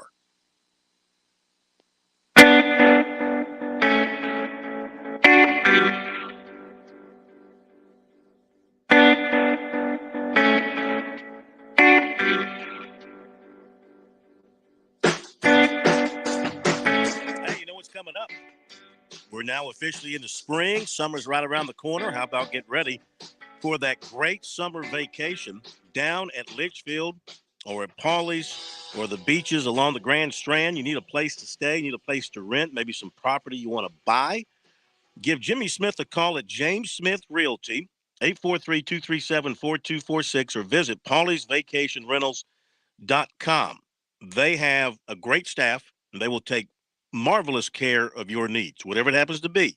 You need something that's big, they can find you something big on the water. You want something a little smaller, maybe a couple of blocks off, they can find that for you as well. But I would not delay, because it gets filled up down there pretty quickly this time of the year. So get your plans made, get your reservations in. That phone number again for James Smith Realty, PawleysVacationRentals.com, 843-237-4246. Again, the website is PawleysVacationRentals.com. Got recruiting coming up in just a couple of minutes for you here on Sports Talk. Right now, we talk some college football with the head coach of the Furman Paladins, Coach Clay Hendricks, joining us as they wrapped up spring practice on Saturday with the purple and white day at Paladin Stadium. Had a bunch of high school prospects out there, several hundred fans as well. Great day all the way around. Coach, it's great to have you with us. How are you? I'm doing great, Phil. Great to be with you. What'd you think of your day on Saturday with the prospects, the fans, and getting in a little football? Well, I tell you what, all around it was really, really, really pretty good. Great weather. Got a little windy in the afternoon, but our folks did a great job of putting on a great little atmosphere. And then we had over 300 kids registered. I don't know how many exactly we ended up having show up, but it was kind of a day of organized chaos. But it was good. We had a great crowd, and our kids, I thought, it was really probably more glorified practice. We went about a half practice, and then we scrimmaged for probably about 50 minutes. Some of it we tackled, some of it we didn't. But overall, good day, good way to finish the spring. What'd you think of spring overall? Did you meet all your needs in the spring? I thought it was really productive. I my goal is just kind of get a little better each day, and I thought our kids, we went at it pretty good. We tackled probably more than maybe some other years we've done in spring. But overall, just trying to build a little bit of depth. I think we have a little more depth than we've had, and so, but now I was really pleased with how our kids worked, and, we came out relatively healthy.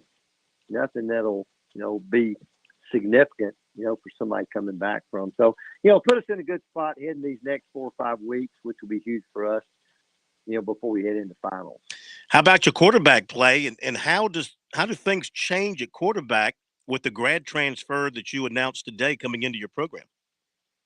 Yeah, Jace Wilson, kid's a true freshman from Houston, came in last year. I thought played really well down the stretch. Played like a freshman sometimes, but he's a talented kid. He's coach's kid. Obviously significantly better football player right now than I think he was all fall, and still nowhere near where he needs to be. But I think he'll continue to progress and really like him. And, he's proven we can win football games with him. Depth wise, probably obviously the biggest concern, Tyler Huff, who we actually announced today as a grad transfer. Tyler actually is our first ever grad student. Mm-hmm. He'll be playing for us. We've actually got one of our players who'll also be in the same program. It's a program we haven't had available in the past. But, Tyler certainly played at a high level. I think anytime you get a guy like that has played, I think so many times a lot of these transfer kids, I don't know, maybe they're not getting to play somewhere they hadn't played a lot, but he's played a bunch of football, and I think will give us some immediate, competition at that spot. I think particularly with the kid that we signed a kid named Carson Jones from Maryville, Tennessee. I really think it'll be interesting to see those three guys. You're hoping it's the two older guys going at it. Ideally you'd love the redshirt freshman. Talking with Clay Hendricks, head football coach of the Furman Paladins. Last year was one of those years where it really could have been extra special for you. You had some close wins. You had some close losses. I'm telling you, last 5 games of your season were right on the edge there for you. Could have gone either way. And what was the mindset for your players this spring coming off of that season? No postseason for you. The hunger to get back to postseason play. Did you sense that with this group? Well, I do. I just think we're pointing our program. Our kids expect to go out and compete for a championship, and obviously we didn't get that done a year ago. We had a lot of opportunities. Crazy year, played 2 seasons in one. Really went through the better part of 2 football seasons in 1 year with 1 quarterback, and just didn't play nearly well enough there. Actually, I thought we played pretty good defensively at times, but we didn't play well enough offensively at times to kind of give us a chance to get over the hump in a couple of those games. But, with just the number of kids we got coming back, I thought we had great little winter workouts that led up to spring practice. I had some staff changes, some new guys that came in, and, so there was a lot of change from that standpoint. I thought our kids handled it really well, and I'm really pleased with, the things that we've done. In your offense, your leading rusher was 715 yards, 709 yards, and you had some balance behind him. But in your offense, is that enough? I mean, should you have a running game, a single individual running back with, up around 900, 1,000 yards if your offense is running properly? Well, you hope so. Phil, heck, we lost a 3,000-yard rusher in Game 5, Devin Wynn, so we didn't have him half the year. Dominic Roberto's the guy that came in and had 2 200-yard games in the last 5 games. So, we had a kid named Devin Abrams that played a bunch of football for us. I think that's probably the strongest position on our team. Now, we need out of the running game. I don't know whether it's going to come out of one guy or not, but I think we'll play 3 guys there extensively. We got 2 freshmen that we redshirted. Both are Texas kids. I'm really excited about. They're bigger guys. They're 215 pounds, and Dominic Roberto's a 240-pound back, and had a 90-yard run-in game, and again had 2 200-yard games. So I don't think there's so much out of a running back, but just obviously we want to run the football, and again a little bit different when we lost Devin Wynn. There, I guess it was week 5 or 6, and I certainly would have liked to have him the rest of the year. Does he come back? No, he'll graduate. In fact, did his pro day last week, and I'd be shocked if he's not in a pro camp somewhere. After the draft, I don't think he's a guy that will be drafted, but he was a guy. But again, 2 other guys we played extensively back there, and then the two redshirt freshmen we've got. I really feel about as good about that position as it is any position on our team. You mentioned your staff, and you've had some changes there, and just recently you lost your receivers coach, who I think went to a program in the NFL. So where are you in replacing him, and are you pretty much set elsewhere around your staff? Well, we hired Justin Roper as our new OC. Justin was at Holy Cross last year. Justin played at Oregon and Montana. He's actually an Atlanta native. Coaching our quarterbacks, hired Matt McCutcheon to coach our offensive line. And then, Tommy Spangler, who I know Tommy did such a great job everywhere he's ever been at Trustee. They were getting him on the defense side of the ball, and then lost Brian Bratton. You know, I didn't think I'd lose a coach in the middle of March, but Brian had an opportunity to go to the Indianapolis Colts, and really happy for Brian. Brian's been incredibly loyal to Furman, to me, and to us, and you know, was a great player. He's had lots of opportunities to leave in the past, and kind of felt like this was one he couldn't turn down. And so I'm in the process of hiring a wide receiver coach, and hopefully he'll have that taken care of soon. You mentioned Coach Spangler. Tell us how that came together, and what a guy with his years of football coaching knowledge, especially on the defensive side, what he can bring to the table for you guys. Well, you know, Tommy and I've known, you know, you think about it, Phil, go back 1988, we beat Georgia Southern for the national championship. He was on the defensive staff at Georgia Southern. Well, then they went in 89 and 90. So he won 2 national championships there. He was on the last Georgia team to win a national championship. He actually was a player on the 80 team. You know, you think about Tommy for the last 35 years, you know, almost he's been a head coach or a defense coordinator for 35 years. Did a phenomenal job at Louisiana Tech. He was there with Derek Dooley, and then Derek Dooley got the Tennessee job. And then I thought he did an incredible job at Presbyterian. You know, there's certain places where things are just a little harder than other places. And I just kind of marveled sometimes at how good a defense they played. I always wanted to work with Tommy, and I had an opportunity. A linebacker coach I lost, Kenny Lamondola, had been with me. Kenny had played for us at the Air Force Academy and had an opportunity to go back to the academy. So he made that decision to do that. And so the day it happened, I walked to Dwayne Vaughn, our defense coordinator, and I said, hey, I know we got a couple options the way we can shift around. And we made some little adjustments, but I said, Tommy Spangler's one of the guys I want to talk to. And Tommy and I have been friends, and, you know, it's not like we talked all the time, but certainly had a chance to get him here. And it's been even better than I even thought it would be. And just what he's done for our staff, how our players have responded to him. And he made us better the day he got here. Well, he's a heck of a coach, and he's going to help you in some form or fashion, no doubt about it. And we appreciate you being on with us tonight. Enjoy your little break, I guess. Of course, recruiting will be going on, but you get a little break from actual football, and then we'll gear it back up this summer and look forward to the 22 season and see how things go for you guys. Really appreciate you being with us. Thank you, Phil. It's always great being with you guys. Coach, have a great night. Thank you. All right, Clay Hendricks from up at Furman, getting ready for the 22 season, wrapping up their spring campaign, and they open up against North Greenville. I want to say it's the first time they will have met in football. And that's a Thursday night game, September 1st. So we get our football season up and running on a Thursday night. Not mistaken, I think Coastal might be playing on that Thursday night. Not 100% sure. But North Greenville, then they go to Clemson, then to East Tennessee, then to Charleston Southern. So a 3-game road trip in there.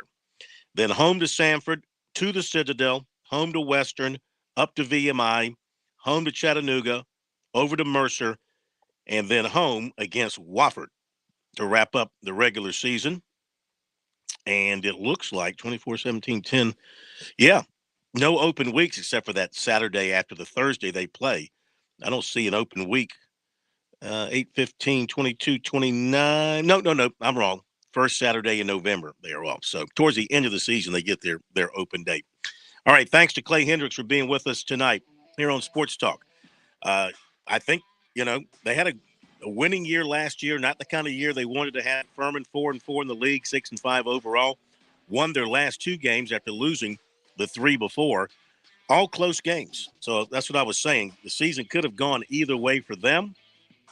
6-5 is not what they seek at Furman.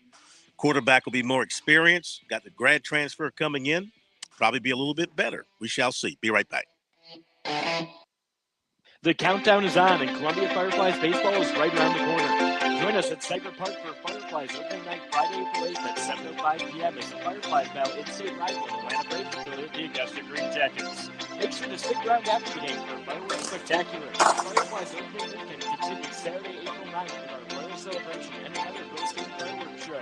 Bring your whole family for Sunday Funday where kids can run the bases after the game. Tickets start at just $5. Visit FirefliesTickets.com to get your tickets today.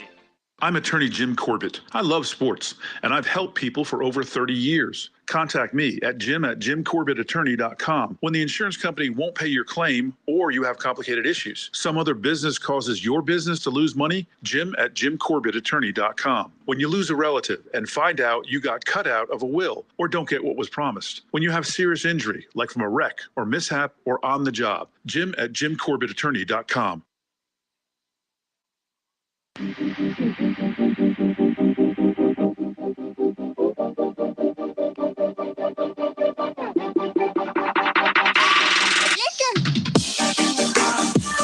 All right, recruiting in a second, but looks like a player for Connecticut was injured a few moments ago, just looking at some tweets. Dorka Jahaz, not familiar with him. Sorry. Hard fall, holding her wrist. She's helped off the court. So could be significant down the road. By the way, Clemson got back to spring practice today. Some of the players met with the media. Tomorrow we'll hear from Shane Beamer from South Carolina. And I'm sure this week we'll hear from Dabo Swinney. The Tigers have their spring game a week from Saturday. It is time for the recruiting report brought to you by Seawells. Let's get the rundown on the menu for this week. Another week of the fabulous Seawells Daily Luncheon Buffet. Every day from 11 till 2 o'clock. It's only 12 skinny bucks, Pat. That's right, Corn. And for $12, you can absolutely fill yourself up and have a nice rest of your day. Tomorrow, Tuesday, March the 29th, there will be carved rosemary pork loin, herb-baked chicken, and grilled hamburger steak with onions and gravy, along with all the fixins, salad, and dessert. I like the way you say herb. A less experienced broadcaster might say herb. But you say herb. You get it right. Herb. Herb. Well, when you grow up with a buddy named Herbert, you start to differentiate between herb and herb. Herb. Past the herbs. Okay, sounds good. Do we have a roast beef Friday on the agenda? Ooh, let's see here. We do. We will be having an RBF Friday. Again, not to be confused with KFF, which would be the corn-free Friday. This Friday, there will be the carved roasted sirloin of beef, along with southern fried chicken and fried fish. Corn-free Friday. Is that what y'all call it now when I'm not here on a Friday? Trademark pending. Thanks. Shout out to Andy for giving us the name. More of those to come. KFF. I like that. Corn-free Friday. I vote for that. All right, time for the recruiting report. Checked in last night on major Gamecock target, Arkansas State transfer receiver Corey Rutger. Visited USC and Utah State last week. He's told us he's basically narrowed his decision to those two. Of course, Ole Miss, Virginia Tech, Texas State, Indiana had been on him since the entry to the transfer portal. John plans to return to USC with his mother for the spring game April 16th, then finalize his decision. He did say Auburn is in the mix a little bit, but for the most part, Utah State and the Gamecocks. You want to check out Utah State because his former head coach at Arkansas State, Blake Anderson, is there along with some staff members. He had a good time. He said it wasn't as cold as he thought it was going to be. In fact, he enjoyed going into the mountains and doing snow things like snowmobiling and just being in the snow. A guy from Mississippi, he said it wasn't as bad as he thought. He was surprised by it. Beautiful place. So had a good time. He's already purchased flights to Columbia for himself and his mother and is excited to show her everything that he saw while in on his official visit with his father last week. No other visits planned at this point. You heard everything we had with Coach Stoneman today from Ridgeview on the meeting between Lamont Paris, G.G. Jackson. So we'll see where that goes. USC transfer guard Eric Stevenson made an official to West Virginia over the weekend. 6'2" Anthony Arrington of Atlanta committed to Wofford. Now to football. Again, USC Clemson in the top 12 with defensive end Victor Burley of Warner Robins, Georgia. The others are Oregon, Alabama, Georgia, Florida, Ohio State, Texas A&M, Michigan State, Florida State, Tennessee, and Oklahoma. USC Clemson in the top 12 with defensive tackle Jordan Hall of Jacksonville. He was at Florida over the weekend. The Gators are on the list with Michigan State, Alabama, Ohio State, Miami, Oregon, Southern Cal, Georgia, Florida State, and Michigan. USC Clemson in the top 12 with tight end Reed McKeska. The others are Alabama, Michigan State, Texas Tech, North Carolina, LSU, Baylor, Miami, Tennessee, Florida, and Auburn. Linebacker Pup Howard was back for another visit to USC Saturday. Linebacker Grant Godfrey of Sewanee, Georgia, was at USC Saturday. His brother is a Clemson basketball recruit. His dad, Randall Godfrey, great linebacker at Georgia. Safety Eshawn Arnold of Covington, Georgia, was at USC Saturday, as was cornerback R.J. Johnson, offensive tackle DJ Chester of McDonough, Georgia, as was running back Logan Coldren of Hillcrest. He'll be back for the spring game. Also, defensive end Jamal Merriweather, Brunswick, Georgia, was at USC. Chapin offensive tackle Chase Swigert was at USC Saturday. Got a PWO opportunity there, plus Auburn, Florida, and Penn State. Quarterback, athlete, Sudarian Harrison of Woodland plans to be at USC Tuesday for their practice. You wonder if his teammate, 2024 offensive lineman, plans to come back for another visit there from Woodland. 2024 offensive tackle Jake Guamera, 6'4", 290, Ponte Vedra, Florida, plans to visit USC this Saturday. Clemson and USC target offensive tackle Olaus Alanen was at Alabama Saturday. Clemson target defensive end A.J. Hoffler was at Ohio State over the weekend. Clemson target defensive end Desmond Umeozulu was at North Carolina over the weekend. Clemson target defensive end Keldrick Falk was at Alabama over the weekend. Clemson target safety Braxton Myers was at LSU. Clemson target receiver Tyler Williams was at Georgia. Reed McKeska, who we mentioned earlier, was at Auburn and Alabama over the weekend. Clemson and USC target defensive tackle Stephilian Green visited Alabama Friday. USC target cornerback Sharif Denson was at Texas A&M. USC target defensive tackle Connor Knight was at Miami. USC target running back Trayon Webb plans to visit Florida again this weekend. Camden defensive tackle Xavier McLeod was at Auburn Friday, Alabama Saturday, LSU Sunday. Oceanside Collegiate offensive tackle Monroe Freeling was at Miami over the weekend. Wide receiver Devin Hyatt of Dutch Fork and IMG Academy was at Georgia. Cam Pringle, the offensive lineman I just mentioned from Woodland, was offered by Ohio State Friday while on a visit to Columbus. Also picked up an offer from Michigan State. He's going to visit Alabama Saturday. Coastal Carolina transfer linebacker Sean Brown committed to Elon. Sumter athlete Zaire Gamble offered by Elon.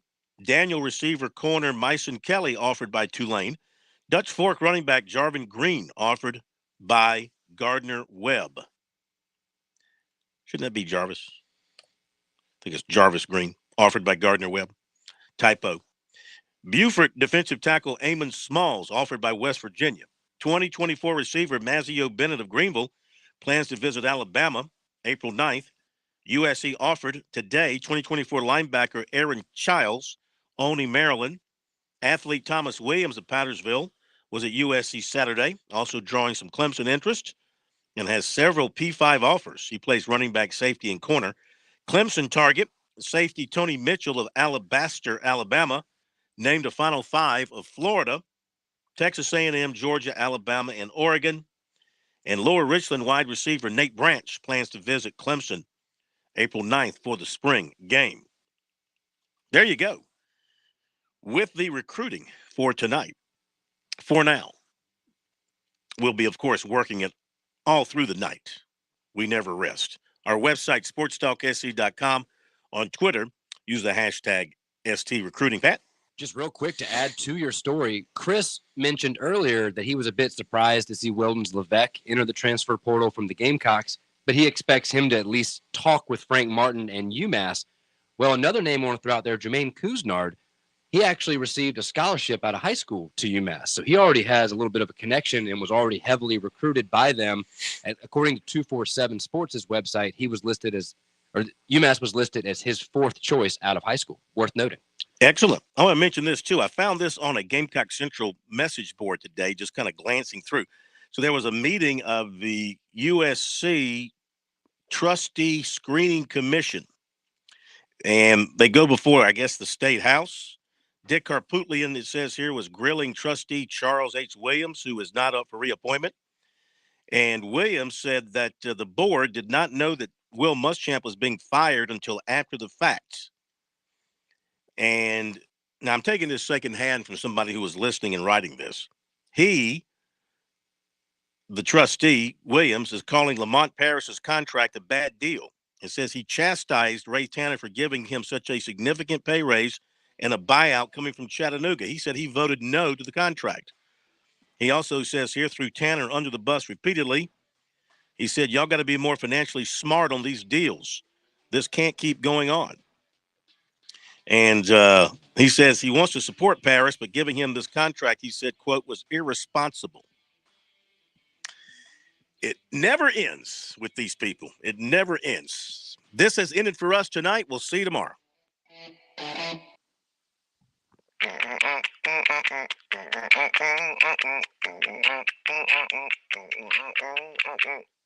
Someone will be right with you.